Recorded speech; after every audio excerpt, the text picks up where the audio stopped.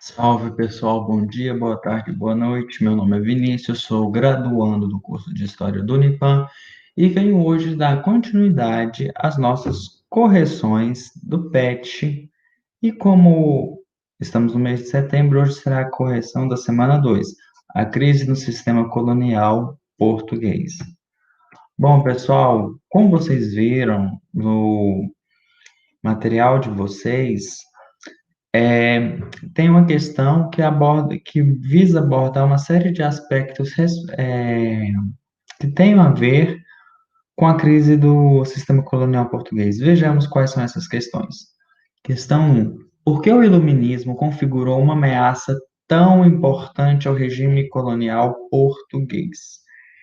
Primeiramente, pessoal, a gente tem que ver que o iluminismo, ou o século das luzes, ele veio depois de um período histórico, político, econômico, social, entendido como absolutismo, toda aquela crença no poder absoluto de um monarca. Pois bem, o iluminismo rompia com essa visão porque achava ela muito autoritária, tirana, para se dizer a verdade. E outra questão que influenciou demais como uma ameaça ao regime colonial português foi a independência dos Estados Unidos, que ela estava fortemente associada ao iluminismo, aos pensamentos iluministas.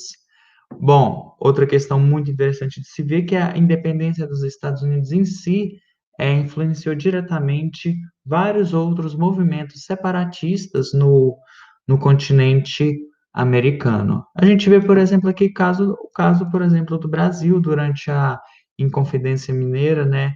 Que foi um momento em onde que todo o antigo regime, toda a estrutura de poder organizada por, por Portugal, ela já não estava mais fazendo efeito, pessoal.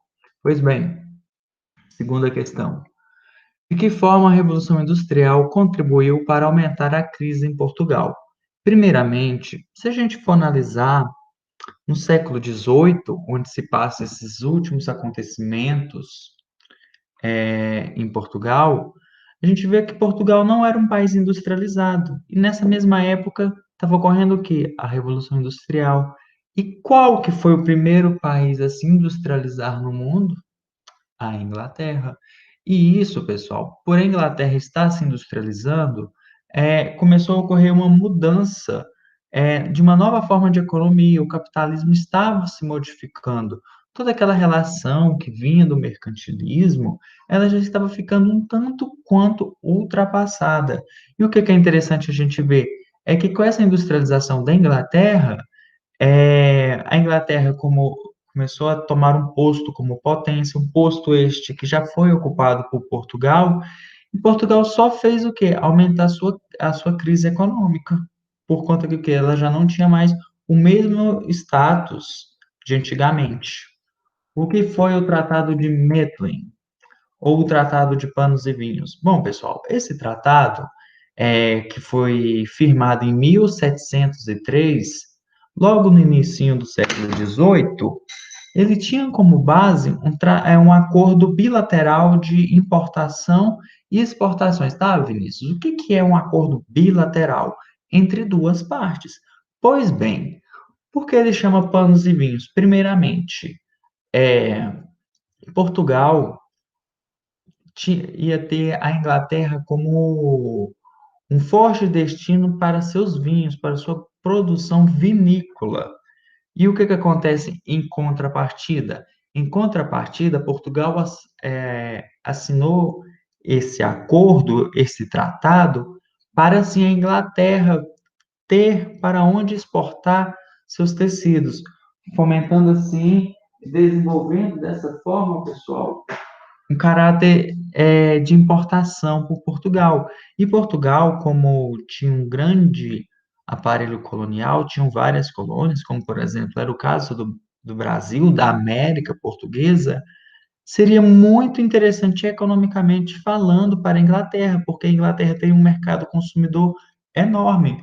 Lembram quando eu falei que seria uma nova forma de organização da indústria através do surgimento de uma nova forma de capitalismo?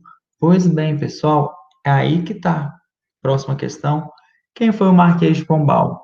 O Marquês de Pombal foi aquela figurinha que eu coloquei bem no início na apresentação do nosso slide, que era conhecido como Dom Sebastião José de Carvalho e Melo.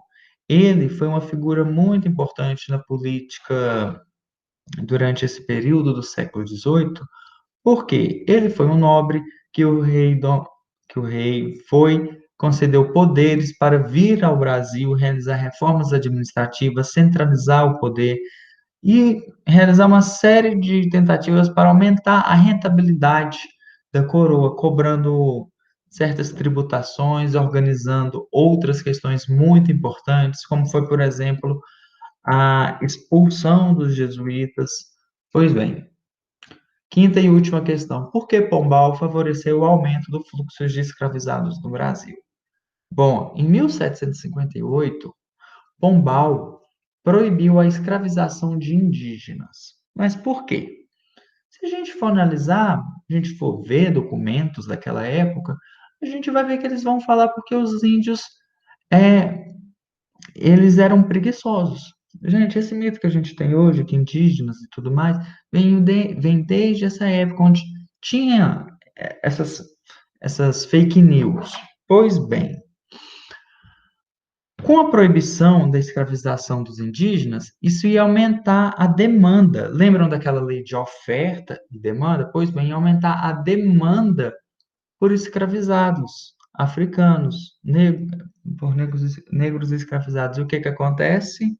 Isso vai ter uma maior rentabilidade, um maior lucro para os traficantes negreiros. E assim, eles vão responder com maiores tributações para a coroa portuguesa. E também em 1759, um ano depois, teve a expulsão dos jesuítas. A expulsão dos jesuítas veio por uma série de fatores. Dentre eles, por conta que os jesuítas aqui no Brasil, eles tinham escravos, só que os escravos deles eram indígenas, indígenas que eles mesmos catequizaram. E o que que acontece? Isso não era interessante para o Estado português, porque era como se estivesse sendo criado um Estado jesuíta, entendem? Como se fosse um segundo Estado dentro da organização portuguesa, porque naquela época igreja e Estado não eram separados. E com a expulsão dos jesuítas, que foi fortemente influenciada por questões políticas, veio o Pombal dar continuidade às suas reformas, que ficou muito conhecida como reformas pombalinas. E dessa forma, o Marquês de Pombal, ele favoreceu o aumento do fluxo de escravizados no Brasil. Bom, pessoal, por hoje é só. Espero que vocês tenham gostado da correção do nosso exercício. Espero que ajudem a vocês a solucionarem bastante dúvidas e aquele abraço, pessoal.